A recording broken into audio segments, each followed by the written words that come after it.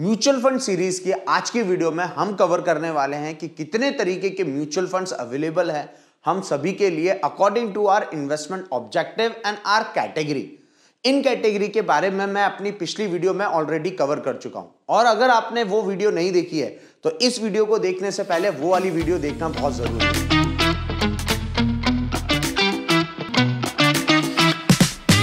तो चलिए स्टार्ट करते हैं टाइप ऑफ म्यूचुअल फंड्स जो कि हमारे लिए अवेलेबल है। सबसे पहले हम बात करने वाले हैं equity oriented mutual funds. Basically तीन कैटेगरी में से जो पहली कैटेगरी है वो है एग्रेसिव इन्वेस्टर, जो कि मेनली अपना जो टारगेट सेट करते हैं वो करते हैं कैपिटल गेन की तरफ। और कैपिटल गेन में सबसे पहला ऑप्शन जो हमने पिछली वीडियो में कवर किया था वो थे इक्विटी ओरिएंटेड म्यूचुअल फंड। तो इक्विटी ओरिएंटेड म्यूचुअल फंड दो पार्ट में डिवाइड है, दो कैटेगरी है इसकी, जिसमें सबसे पहले आता है पैसिव फंड।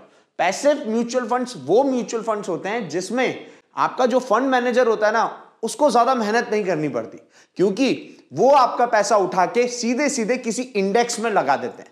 जैसा कि आपने अगर सुना हो निफ्टी ईटीएफ्स, निफ्टी ईटीएफ्स वो पैसिव फंड होते हैं जिसमें आपका फंड मैनेजर का रोल इतना नहीं होता है। इसीलिए ये जो म्यूचुअल फंड होते हैं इनके जो चार्जेस होते हैं, मैनेजिंग जो चार्जेस होते हैं जो म्यूचुअल फंड लेते हैं हमसे, वो बहुत ही कम होते हैं as comparison to active mutual funds. अगर हम एक्टिव म्यूचुअल फंड्स की बात करें तो ये वो म्यूचुअल फंड होते हैं जिसमें आपका फंड मैनेजर कंटिन्यूअसली चेंजेस करता रहता है और कंटिन्यूअसली अपना रोल प्ले करता है। अगर हम एक्टिवली म्यूचुअल फंड की बात करें तो सबसे पहला जो म्यूचुअल फंड आता है वो है ब्लू चिप फंड।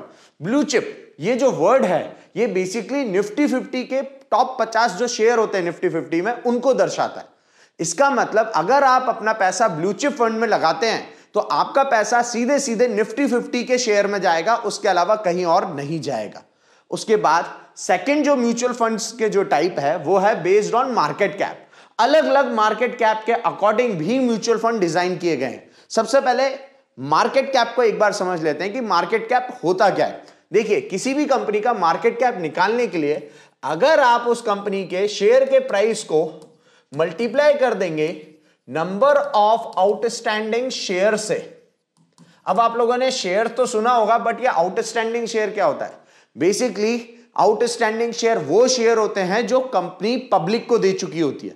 इसका स्ट्रेट फॉरवर्ड अगर मैं एक लाइन में आपको समझाऊं तो ये सिंपल सी चीज है कि किसी भी कंपनी का मार्केट कैप उस हिस्से की वैल्यूएशन होती है जो हिस्सा कंपनी पब्लिक को दे चुकी है। अब जैसे फॉर एन एग्जांपल अगर मैं रिलायंस की बात करूं और रिलायंस के लिए अगर मैं ये बोलूं कि रिलायंस का मार्केट कैप आज की तारीख में 16 लाख करोड़ है, इसका मतलब रिलायंस की कंप्लीट वैल्यूएशन 16 लाख करोड़ नहीं है, सिर्फ रिलायंस के उतने हिस्से की वैल्यू 16 लाख करोड़ है जो पब्लिक के पास है। इसका मतलब इसमें प्रोमोटर की होल्डिंग्स काउंट नहीं होती है। और मार्केट कैप को तीन मेजरली पार्ट में डिवाइड किया जाता है। सबसे पहले आता है लार्ज कैप, फिर आते हैं मिड कैप और फिर आता है स्मॉल कैप। अब लार्ज कैप के अंदर मतलब लार्ज मार्केट कैपिटलाइजेशन के अंदर कितनी कंपनियां काउंट होगी, इसको कैसे डिसाइड किया गया? ये डिसाइड किया गया रैंक वाइज। एक लिस्ट बनाई गई जिसमें घटते क्रम में मार्केट कैप के अकॉर्डिंग पूरी स्टॉक को अलाइन किया गया और टॉप की जो 1 से लेके 100 कंपनियां हैं उसको कैटेगरी कौन सी दी गई? Large cap. और 101 से 250 रैंक की जो कंपनियां हैं उसको कौन सी कैटेगरी में डाला गया? Mid cap. और 251 एंड ऑनवर्ड्स यानी इसके ऊपर की जितनी भी कंपनियां हैं वो सभी आती हैं हमारे स्मॉल कैप में। ठीक है, तो इन मार्केट कैप के बेस पे भी अलग अलग म्यूचुअल फंड्स बनाए गए हैं, कुछ कॉम्बिनेशन में भी मिलते हैं। जैसे अगर आप देखेंगे for an example SBI large cap fund या एचडीएफसी लार्ज कैप फंड, ये वो म्यूचुअल फंड है जो आपका पैसा सिर्फ लार्ज कैप में लगाएंगे, मतलब टॉप की 100 कंपनी में ही आपका पैसा लगेगा। ऐसे ही अलग अलग कॉम्बिनेशन वाइज भी अवेलेबल होते हैं म्यूचुअल फंड, जैसे large cap and small cap fund या large cap and mid cap fund या मिड कैप और स्मॉल कैप फंड। तो ये हम अपनी अकॉर्डिंग टू आवर नीड हम अपना म्यूचुअल फंड इसमें सेलेक्ट कर सकते हैं। इसके बाद हम बात करते हैं तो अगले म्यूचुअल फंड आते हैं, वो होते हैं सेक्टर फंड्स। मतलब ये ऐसे म्यूचुअल फंड्स होते हैं जो अपना पैसा पर्टिकुलर एक सेक्टर में लगा देते हैं। हमेशा याद रखना, म्यूचुअल फंड में अगर सबसे ज्यादा कोई रिस्की म्यूचुअल फंड होता है तो वो होता है सेक्टर फंड। और हमेशा एक चीज और याद दिलाऊंगा, higher the risk higher the reward, lower the risk lower the reward. मतलब जहां रिस्क ज्यादा है वहां रिवॉर्ड के चांसेस भी ज्यादा है, जहां रिस्क कम है वहां रिवॉर्ड के चांसेस भी कम होते हैं। तो सेक्टर फंड क्या करते हैं, ये ऐसे म्यूचुअल फंड होते हैं जो हमारा पूरा का पूरा पैसा सिर्फ एक ही सेक्टर में लगा देते हैं। अब मान लो कि वो सेक्टर में नेगेटिव न्यूज आ जाएगी तो हमारे पैसा पे जो इंपैक्ट आएगा वो बहुत ही ज्यादा नेगेटिव इंपैक्ट देखने को मिलता है। इसीलिए ये बोला जाता है कि म्यूचुअल फंड में सेक्टर फंड जो होते हैं वो सबसे ज्यादा रिस्की होते हैं। उसके बाद आता है थीमेटिक फंड। ये वो म्यूचुअल फंड्स होते हैं जो बेसिकली किसी थीम को पकड़ के उनमें पैसा लगाते हैं। जैसे फॉर एन एग्जांपल, कोई म्यूचुअल फंड है जिसने इंफ्रास्ट्रक्चर थीम पकड़ रखी है। अब इंफ्रास्ट्रक्चर के अंदर अलग अलग सेक्टर कवर हो जाते हैं या अलग अलग सेक्टर की कंपनियां कवर होती हैं। इसमें बेसिकली वो कंपनियां कवर होगी जो कंस्ट्रक्शन का काम करती हैं, वो कंपनी कवर होगी जो बेसिकली सीमेंट इंडस्ट्री को बिलोंग करती हैं, वो कंपनियां कवर होंगी जो मेटल में काम करती हैं। बेसिकली ओवरऑल एक थीम पकड़ी जाती है। इसके बाद अगला है इन्वेस्टमेंट स्टाइल। ये जो म्यूचुअल फंड्स होते हैं ना गाइस, ये बेसिकली एक इन्वेस्टमेंट स्टाइल को पकड़ के डिजाइन किए गए हैं। जैसे फॉर एन एग्जांपल यहां पे एक आता है डिविडेंड ओरिएंटेड म्यूचुअल फंड्स या value funds. Dividend oriented mutual funds कौन से होते हैं? ये वो म्यूचुअल फंड होते हैं जो हमारा पैसा ऐसी कंपनी में लगाते हैं जो सालाना सबसे ज्यादा डिविडेंड देते हैं। या वैल्यू फंड्स ऐसे म्यूचुअल फंड होते हैं जो हमारा पैसा ऐसी कंपनियों में लगाते हैं जो अंडर वैल्यूड चल रही होती है।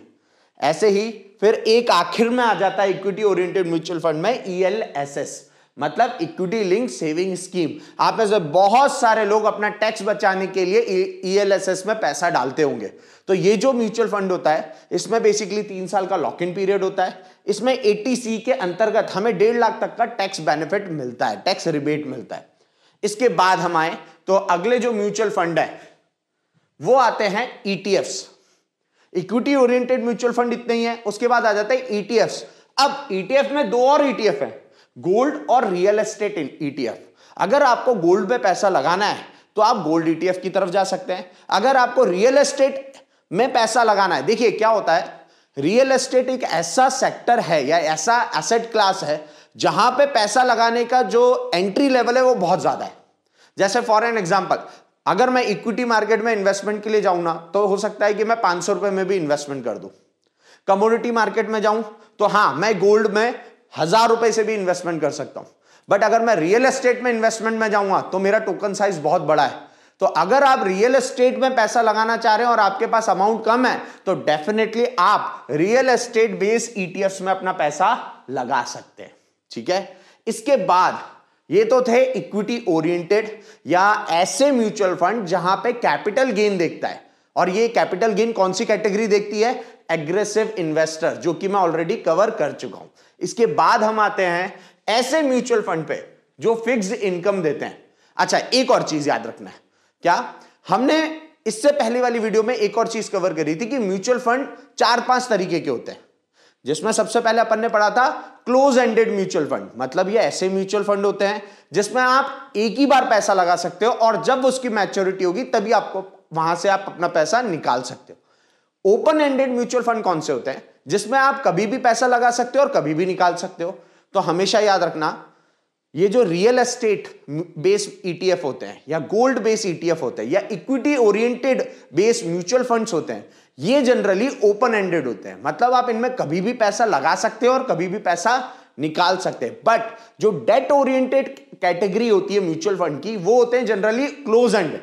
मतलब इनमें स्टार्टिंग में पैसा लगेगा और जब उस डेट, मतलब जो म्यूचुअल फंड जिस म्यूचुअल फंड में आपने पैसा लगाया, उसने जिस भी डेट इंस्ट्रूमेंट में पैसा लगाया, जब उसकी मैच्योरिटी खत्म होगी तभी आपका पैसा फ्री हो सकता है। ठीक है, तो डेट ओरिएंटेड जो म्यूचुअल फंड्स हैं बेसिकली 2 कैटेगरी में डिवाइडेड है, short duration and long duration. जैसे हम इक्विटी मार्केट में बोलते हैं ना, short term and long term. 12 महीने से कम का किया गया इन्वेस्टमेंट काउंट होता है शॉर्ट टर्म में, 12 महीने से ज्यादा लंबे समय के लिए किया गया इन्वेस्टमेंट काउंट होता है लॉन्ग टर्म में। बट याद रखना, एक और चीज याद आ गई मेरे दिमाग में कि गोल्ड जो होता है ना गाइस, गोल्ड में शॉर्ट टर्म और लॉन्ग टर्म की डेफिनेशन अलग होती है। गोल्ड ETF में शॉर्ट टर्म लॉन्ग टर्म की डेफिनेशन अलग होती है। अच्छा, मैं ये इसलिए कवर कर रहा हूं क्योंकि टैक्सेशन इंक्लूड हो जाता है। कि लॉन्ग टर्म पे अलग तरीके से टैक्स लगता है, शॉर्ट टर्म पे अलग तरीके का टैक्स लगता है ना। तो गोल्ड में 36 महीने से कम का किया हुआ इन्वेस्टमेंट शॉर्ट टर्म काउंट होता है और 36 महीने से ज्यादा का किया गया इन्वेस्टमेंट लॉन्ग टर्म काउंट होता है। ठीक है, चलिए short duration fund. Short duration fund में सबसे पहला आता है ओवरनाइट फंड। अब ये ऐसा म्यूचुअल फंड होता है जिसमें आज पैसा डालो कल सुबह रिलीज हो जाएगा। मतलब इस म्यूचुअल फंड में ओवरनाइट पैसा जाता है। अब इस म्यूचुअल फंड का काम कहां है? देखिए क्या होता है, जितने भी बड़े बड़े वेंचर कैपिटल फंड्स होते हैं, हेज फंड्स होते हैं या म्यूचुअल फंड्स होते हैं, ये लोग क्या करते हैं, मान लेते हैं इन्होंने किसी दिन अपनी एक होल्डिंग बेची। मान लेते हैं इन्होंने 50 करोड़ के रिलायंस के शेयर बेच दिए, खाली किया इन्होंने रिलायंस। अब ऐसा तो नहीं है कि यहां से माल बेचा और अगली पोजीशन बनाने के लिए इनके पास हमेशा अपॉर्चुनिटी हो, नहीं हो सकता ऐसा। तो वो जो 50 करोड़ है वो तो आइडियल पड़ा रहेगा ना। तो ये लोग क्या करते हैं, उस 50 करोड़ को आइडियल पड़ा रहने से ज्यादा उसका इस्तेमाल करते हैं। कैसे? वो लोग ओवरनाइट फंड खरीद लेते हैं गाइस। ओवरनाइट फंड में क्या होता है, आज अपना पैसा जमा करो, सुबह आपका पैसा मिल जाएगा विद ब्याज। सोचो 50 करोड़ आइडियल पड़े थे, उस पर कोई बेनिफिट नहीं मिल रहा था, अगर बट हम उस पैसे को ओवरनाइट फंड में डाल दें तो हमें ओवरनाइट पैसा मिल सकता है। और ये चीज आप भी अप्लाई कर सकते हैं। हो सकता है आपका पोर्टफोलियो हो और आपने वो कुछ शेयर बेचे हो, उसका पैसा आया हो, अब आपको अगली अपॉर्चुनिटी नहीं मिल रही है, तो जब तक वो अपॉर्चुनिटी नहीं मिल रही है आप डेली ओवरनाइट फंड में अपना पैसा डाल के कुछ ब्याज कमा सकते हैं। ठीक है, उसके बाद अगला जो म्यूचुअल फंड आता है वो आता है लिक्विड फंड। लिक्विड फंड में आपका जो पैसा रहता है वो ऑलमोस्ट 90 दिन तक के लिए ब्लॉक रहता है। 90 दिन के बाद आपके पास अमाउंट भी आ जाएगा और उसके बेस पे जो इंटरेस्ट है वो भी आ जाता है। ऐसे ही अलग अलग ड्यूरेशन के फंड है guys. Ultra short duration fund, ये ऐसे फंड होते हैं जिसमें आप 3 से 6 महीने तक आपका पैसा फंसा सकते हैं यानी लगा सकते हैं। ऐसे ही लो ड्यूरेशन फंड। लो ड्यूरेशन फंड वो म्यूचुअल फंड है जिसकी टेन्योर जो होता है, मैच्योरिटी होता है, वो 6 से 12 महीने की होती है। अच्छा, ये सारे म्यूचुअल फंड थे शॉर्ट ड्यूरेशन, मतलब 12 महीने से कम वाले। अब अगर मैं लॉन्ग ड्यूरेशन की बात करूं तो सबसे पहले आता है गिल्ट फंड। गिल्ट फंड को क्या होता है, ये गवर्नमेंट फंड्स होते हैं, एक तरीके से गवर्नमेंट बॉन्ड्स होते हैं। मतलब ये ऐसा म्यूचुअल फंड होता है जो जनरली पैसा कहां लगाता है, गवर्नमेंट बॉन्ड्स में। तो यहां पे आपके पैसे डूबने के चांसेस सबसे कम होते हैं। फिर आता है कॉर्पोरेट बॉन्ड्स, मतलब जहां पे गिल्ड फंड लगाता है गवर्नमेंट बॉन्ड्स में, ये वाला जो कॉर्पोरेट बॉन्ड वाला म्यूचुअल फंड है ये लगाता है कंपनी के यानी कॉर्पोरेट बॉन्ड्स में पैसा, यानी यहां पे रिस्क थोड़ा सा ज्यादा होता है।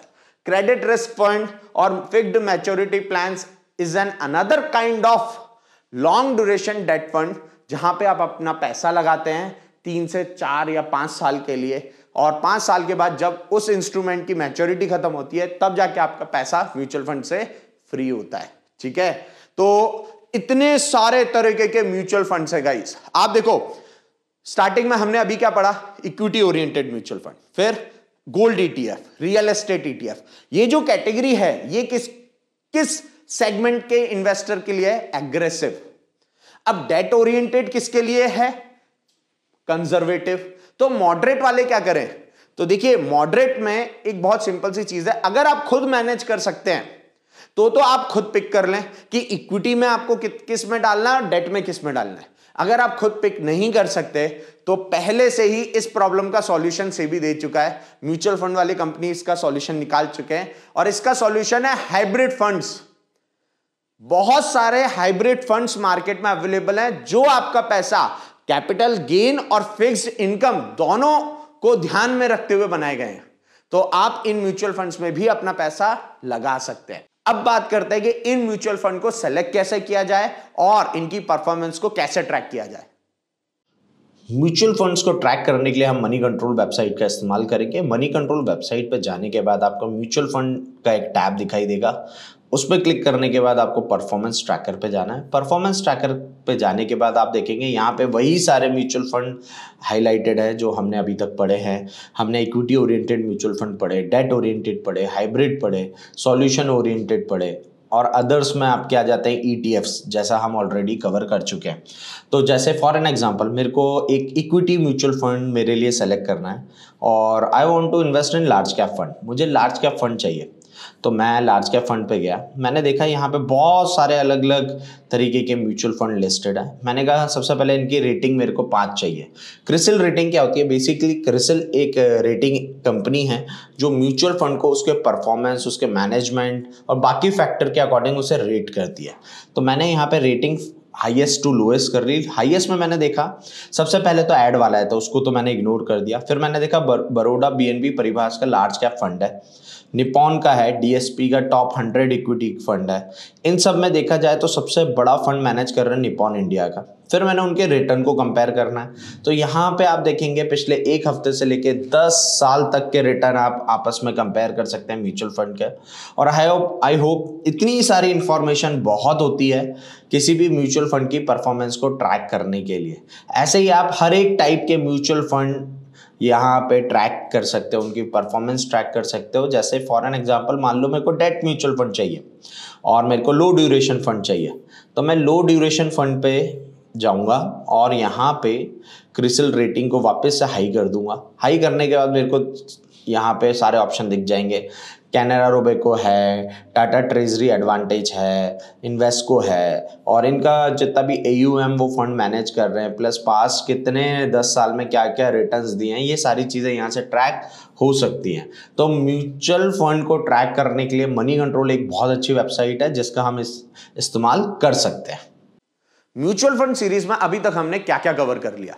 म्यूचुअल फंड्स क्या होते हैं, कितने तरीके के होते हैं, कितने तरीके के अलग अलग इन्वेस्टर की कैटेगरी होती है, इन इन्वेस्टर की कैटेगरी के अकॉर्डिंग क्या क्या इनके इन्वेस्टमेंट ऑब्जेक्टिव होते हैं, और उस इन्वेस्टमेंट ऑब्जेक्टिव के अकॉर्डिंग कितने तरीके के म्यूचुअल फंड मार्केट में अवेलेबल है। साथ ही साथ हमने ये भी सीखा कि इन म्यूचुअल फंड को कैसे ट्रैक किया जाता है और कैसे सेलेक्ट किया जाता है। और अब इस सीरीज की अगली वीडियो में हम कवर करने वाले हैं कि किस तरीके से आप अलग अलग फैसिलिटीज का इस्तेमाल करके अपने म्यूचुअल फंड की जर्नी को और बेटर तरीके से प्लान कर सकते हैं। चलो सीखते हैं।